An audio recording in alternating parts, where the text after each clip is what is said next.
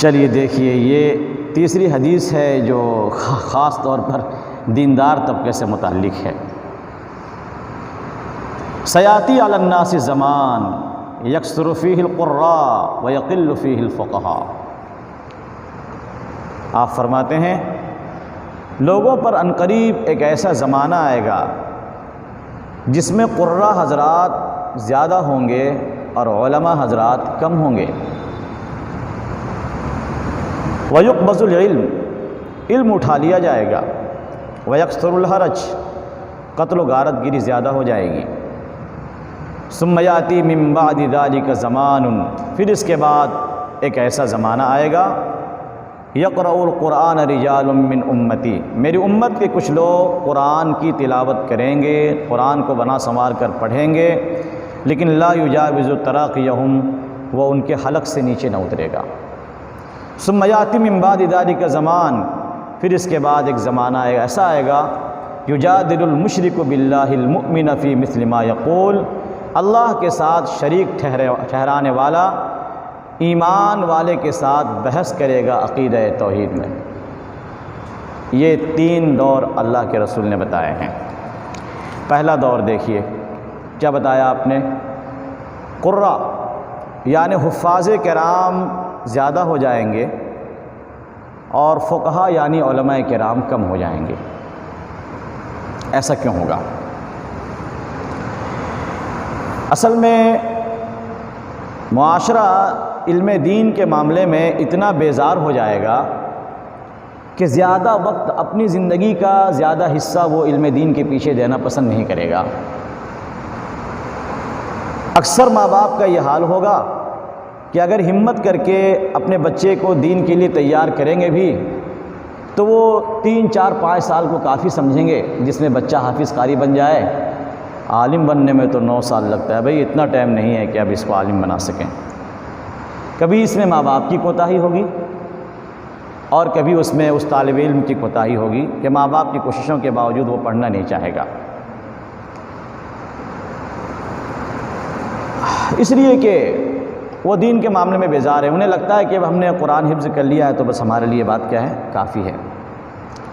اس لیے میں اپنے زمانے کے حفاظ کرام کو میں جو ہم سے ملنے جلنے والے میں ان کو مشورہ دیتا ہوں کہ بھئی آپ حضرات کسی مجبوری کی وجہ سے اگر نہیں پڑھ سکے، حالات کبھی ایسے حالات بن جاتے ہیں کہ وہ بچہ چاہتا ہے، ماں باپ چاہتے ہیں کہ ہم آگے پڑھائیں لیکن حالات اس کی اجازت نہیں دیتے، تو ایسے قراء حضرات کو اور ایسے حفاظ کو مشورہ دوں گا میں کہ آپ اپنا کام کرتے رہیں، جو اپنا کاروباری لائن سے آپ کر رہے ہیں، آپ آدھا گھنٹہ 1 گھنٹہ جو آپ سے نکل سکتا ہو علاقے کے علماء سے رابطہ رکھیے اور بنیادی تعلیم جو ہے نحو صرف وغیرہ اور کچھ عربی کتابیں وغیرہ پڑھ لیجئے۔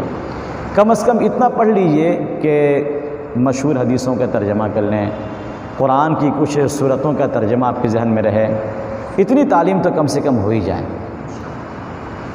یہ چیز جب آئے گی تو اپنے اندر آپ ایک حوصلہ محسوس کریں گے کہ نہیں بھئی ہمارے اندر کچھ ہے۔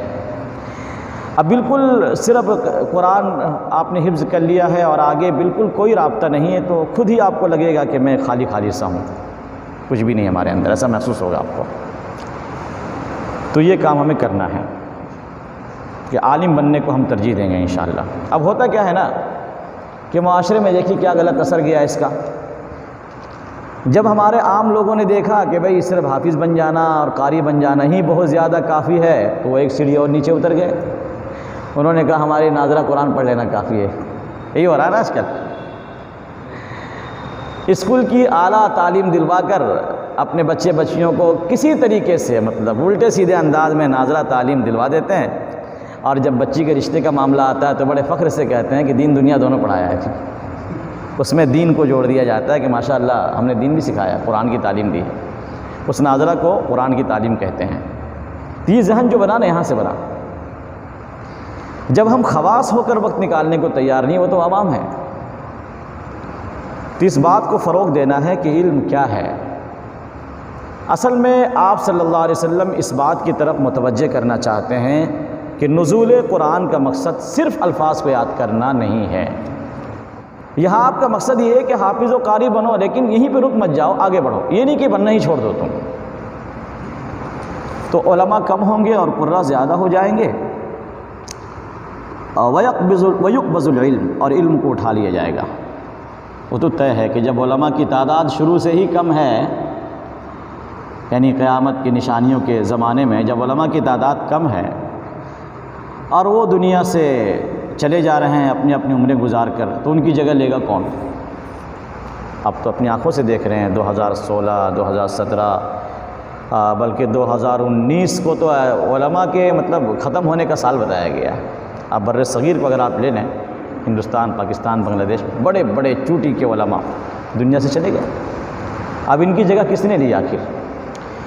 مولانا علی میاں ندوی نور اللہ مرقدہ عرب کی ایک لائبریری میں، غالباً یہ سعودی عرب کا علاقہ ہے یا مصر کا، میں قطعی طور پہ نہیں بتا سکتا، یہ واقعہ پیش آیا ہے کہ حضرت لائبریری میں موجود تھے تو ایک عربی عالم، انہوں نے موجود وہاں کے لوگوں سے مخاطب ہو کر کہا کہ لوگوں، یہ جو حدیث میں آتا ہے کہ علماء کو اٹھا کر علم کو اٹھا لیا جائے گا، تم جانتے ہو وہ علماء کون ہیں؟ انہیں دیکھو۔ حضرت کی طرف اشارہ کیا، بولا ایسے علماء اٹھ جائیں گے اور پھر ان کی جگہ پر کوئی دوسرا نہیں آئے گا۔ یہ قیامت کی نشانیوں میں سے۔ وَيَكْثُرُ الْحَرْجُ، قتل و غارت گری، فتنہ و فساد زیادہ ہو جائے گا۔ یہ لفظ حرج، صحابہ نے پوچھا یا رسول اللہ یہ حرج کیا ہے؟ آپ نے فرمایا القتل والقتل، اس سے مراد قتل ہے، قتل۔ قتل و غارت گری کیسی ہوگی؟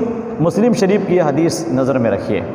یہ روایت جو آپ کے سامنے پڑھی جا رہی ہے امام طبرانی کی معجم اوسط، حدیث نمبر 3277، کنز الاموال حدیث نمبر 38457۔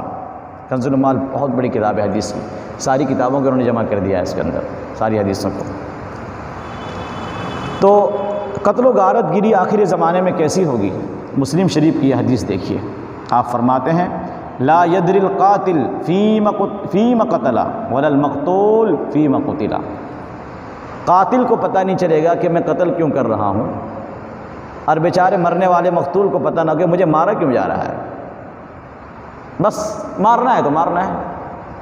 آپ نے سنا ہوگا کہ یورپ کے ممالک میں ایسا بھی ہوتا ہے کہ لوگ فٹ پاتھ وغیرہ پہ سوئے ہوتے ہیں، بدماشوں کی ایک جماعت نکلتی ہے اور ان غریبوں کو تڑپا تڑپا کر مارتی ہے، اور جب وہ تڑپ تڑپ کے مرتے ہیں تو انہیں دیکھ کر یہ منظر بڑا اچھا لگتا ہے، ان کو سکون ملتا ہے کہ کس طرح تڑپ کر مر رہے ہیں۔ یہ مزاج کہاں سے بنتا ہے معلوم ہے آپ کو؟ کچھ چینل، کچھ چیزیں ایسی چلائی گئی ہے نیٹ کے اندر کہ مسلسل ان کو دیکھنے سے مزاج بن جاتا ہے۔ تڑپا تڑپا کر سامنے والے کو مارنا، ان کو تڑپتا دیکھنا، اسے سکون ملتا ہے۔ تو اس مارنے والے کو بھی نہیں پتا میں کیوں مار رہا ہوں اس کو، اب بیچارے اس غریب کو تو پتہ ہی نہیں مجھے مارا کیوں جا رہا ہے۔ بالکل دیکھیے نقشہ ہمارے سامنے۔ آگے کیا فرمایا آپ نے؟ ثم یاتی من بعد ذلک زمان، اس کے بعد پھر ایک زمانہ اور آئے گا، یقرأ القرآن رجال من امتی، میری امت کے کچھ لوگ یعنی قاریوں کا طبقہ وہ قرآن کی تلاوت کرے گا، لا یجاوز تراقیہم، اور قرآن کا اثر، تلاوت کا اثر ان کے حلق سے نیچے نہیں اترے گا، دل تک نہیں آئے گا۔ یہ کون سا طبقہ ہے؟ حضرت مفتی شعیب اللہ خان صاحب نے اس کو اس طرح سمجھایا کہ جب انسان بیمار ہوتا ہے نا، تو کبھی کبھی بیماری کی وجہ سے آپ کتنی بھی اچھی غذا، مقوی غذا اسے دے دیں وہ قبول نہیں کر پاتا، وہ کہہ کر دیتا ہے اور اس کے فائدے سے وہ محروم رہ جاتا ہے۔ یہ قراء اور حفاظ کی یہ وہ جماعت ہے جن کے اندر ریاکاری ہوگی، دنیا طلبی ہوگی، دنیا کے لیے وہ قرأت کریں گے، اپنی شہرت کے لیے کہ میری آواز کا چرچا ہو دنیا میں۔ میں تو کہتا ہوں کہ قرأت کا یہ انداز صحابہ کے زمانے میں تھا ہی نہیں۔ کوئی ایک روایت سے بھی ہمیں ثابت کر دے کہ صحابہ تابعین اور تابعین کے دور میں قرأت کا یہ انداز تھا، میں اپنی رائے کو، اپنے نظریے کو میں بدل لوں گا۔ لیکن حقیقت یہ ہے اگر یہ قراء مخلص ہیں، اگر اسی نیت سے کرتے ہیں تاکہ قرآن کی محبت لوگوں کے دلوں میں پیدا ہو، خود اس طرح بننے کی کوشش کریں، تو وہ پھر اس سے مستثنیٰ ہے۔ یہ ان کے بارے میں یہ حدیث نہیں ہے، یہ تو ان لوگوں کے بارے میں ہے جو اس کو دنیا کمانے کا ذریعہ بناتے ہیں اور اپنی شہرت کا ذریعہ بناتے ہیں۔ بھئی دیکھیے، میں اتنا جانتا ہوں کہ ہر طبقے میں اچھے اور برے ہیں، تو ہم علی الاطلاق یہ نہیں کہہ سکتے کہ قراء کے طبقے میں نعوذ باللہ من ذالک سارے ہی ایسے ہیں۔ قاری عبدالباسط صاحب کے بارے میں نہیں کہا جا سکتا، اس طرح کے مخلصین کے بارے میں یہ نہیں کہا جا سکتا۔ ثم یاتی من بعد ذالک زمان، یہ ٹکڑا بہت اہم ہے بھائی، ذرا غور سے سنیے اس کو، ہندوستانی مسلمان ذرا اس پہ نظر رکھیں۔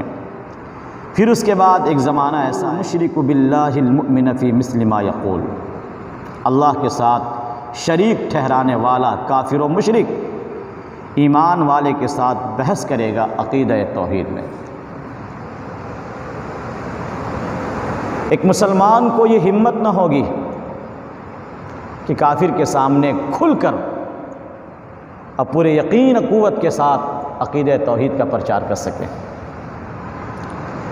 یہاں پر ہمارے بعض علماء نے یہ سوال اٹھایا ہے کہ کافروں کا ایمان والوں سے بحث کرنا یہ تو شروع سے چلا آ رہا ہے، آپ صلی اللہ علیہ وسلم کے زمانے سے یہ بات ہے، تو یہ قیامت کی نشانی کیسے بن سکتی ہے؟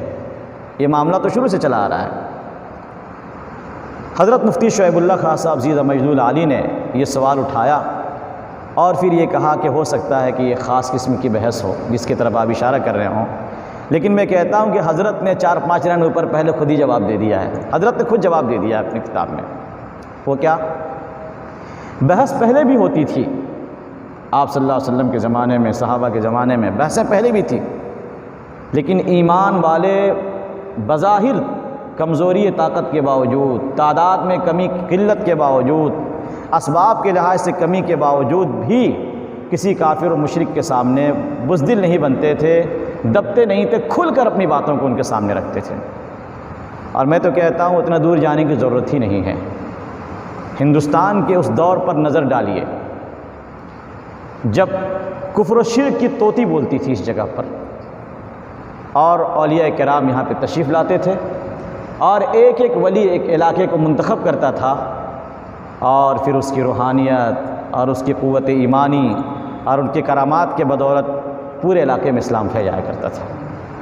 تن تنہا ایک انسان کھڑا ہوتا اور کفر و شرک کے سامنے ڈٹ جاتا، اور پورا علاقہ کا علاقہ اسلام کے اندر داخل ہو جاتا۔ یہ دور یہ ہمارے آباء و اجداد کا دور تھا۔ اے آب رود گنگا، وہ دن ہے یاد تجھ کو، اترا تیرے کنارے جب کارواں ہمارا۔ لیکن اب کیا دور آیا ہے؟ یہ قیامت کی نشانی ہے کہ آج کفر و شرک سر چڑھ کر بول رہا ہے، مسلمان خاموش ہیں۔ 3 شکلیں ہمارے زمانے میں پائی جاتی ہیں، ان تینوں پہ دھیان دیں گے ہم، ایسا کیوں ہوتا ہے؟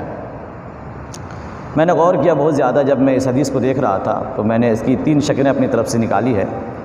نمبر 1، کم علمی کی بنیاد پر، چونکہ مسلمانوں کا ایک طبقہ ایسا ہے جس کے پاس علم ہی نہیں ہے کہ دین کیا ہے، شریعت کیا ہے، عقیدہ کسے کہتے ہیں، توحید کیا چیز ہے، تو کم علمی کی بنیاد پر انہیں ایسا محسوس ہوتا ہے اپنی جہالت کی بنیاد پر کہ جس طرح دنیا کے اندر دوسرے دھرم اور مذاہب پائے جاتے ہیں، اسلام بھی ایک مذہب ہے، کیا پتہ فلاں کا مذہب صحیح ہو۔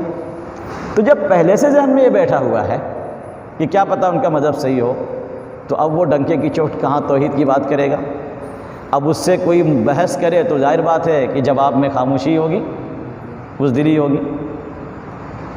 دوسرا طبقہ، یہ طبقہ ہے مسلمانوں کا وہ طبقہ جو قومی یکجہتی کا غلط مطلب نکالتا ہے۔ سمجھ میں آ رہی ہے بات؟ اسلام ہمیں اتحاد تو بتاتا ہے کہ دوسروں کے ساتھ مل کر رہنا ہے، لیکن انضمام یعنی گھل مل جانا کہ اپنی پہچان ختم ہو جائے، اس کی اجازت اسلام نہیں دیتا۔ قومی اتحاد کا مطلب قطعی یہ نہیں ہے۔ حضرت مولانا سید ارشد مدنی زیدہ مجدہ العالی اور ان جیسے اکابر علماء جو قومی اتحاد کے جلسے کرتے ہیں اور نعرے لگاتے ہیں، اس کا مطلب قطعاً یہ نہیں ہوتا، بس مطلب صرف یہ ہوتا ہے کہ ہر ایک اپنے مذہب کے معاملے میں اختیار ہے، یہاں بسنے والی ہر قوم کو اپنے مذہب پر عمل کرنے کا حق ہے، مل جل کر رہیں، سب اپنے اپنے مذہب پہ عمل کریں، یہ نہیں کہ وہ آپ دوسرے کے مذہب پہ عمل کرنے لگیں، ان کا ساتھ دیں اس معاملے میں۔ اور تیسرا طبقہ ہم مسلمانوں کا وہ ہے جو عقیدے کے اعتبار سے مخلص ہے، ان کے اخلاص میں کوئی شک نہیں، لیکن اس کے باوجود وہ بزدلی جو ہے نا، ان کی بزدلی ان کو خاموش رہنے پر مجبور کرتی ہے، ان کے اخلاص میں ہم کوئی بات نہیں کہتے، اعتراض نہیں کرتے، وہ مخلص ہیں، لیکن اپنے اندر وہ اس بات کی ہمت نہیں پاتے کہ کھل کر عقیدہ توحید کی بات کریں، اور اس کے مقابلے میں اگر کوئی کفر و شرک کی بات کرتا ہو تو ہم حکمت کے ساتھ اس کی تردید کر سکیں۔ اور شاید 90% طبقہ ہم مسلمانوں میں انہی لوگوں کا ہے جو سمجھتا ہے حقیقت کو، لیکن اپنے اندر حوصلہ نہیں پاتا مقابلے کا۔ انہیں چاہیے کہ وہ آگے بڑھیں۔ اب ہم لوگ میڈیا کو استعمال کر رہے ہیں تو اچھے طریقے پر استعمال کریں اور کھل کر توحید کی دعوت دیں، لیکن یہ خیال ہو کہ اس دعوت میں طنز نہ ہو، اس دعوت میں درد ہو۔ اگر آپ درد کے ساتھ آگے بڑھیں گے، جس کو حکمت قرار دیا گیا ہے، تو یہ دعوت اثر دکھا کر رہے گی۔ آج بھی آپ کو ابو جہل، ابو لہب، عتبہ، شیبہ جیسے لوگ ملیں گے، کبھی زمانہ ان لوگوں سے خالی نہیں رہا ہے، لیکن ماننے والوں کی تعداد انشاءاللہ زیادہ ہوگی، جو آپ کی بات کو توجہ سے سنے گی۔ اب بالخصوص سرزمین ہندوستان میں تو مولانا علی میاں رحمۃ اللہ علیہ فرماتے ہیں کہ اس سرزمین کا مقابلہ دوسرے سے نہ کرو، یہ دوسری سرزمین ہے، یہاں کی مٹی بہت نرم ہے، اگر حکمت سے کام کیا جائے تو کام ہو۔ اللہ تعالی ہم لوگوں کو عقیدہ توحید میں اسلام کی خاطر جو ہے جرأت مند رہنے کی اور بڑی قوت کے ساتھ اور حکمت کے ساتھ آگے بڑھنے کی توفیق عطا فرمائے۔ وآخر دعوانا الحمدللہ رب العالمین۔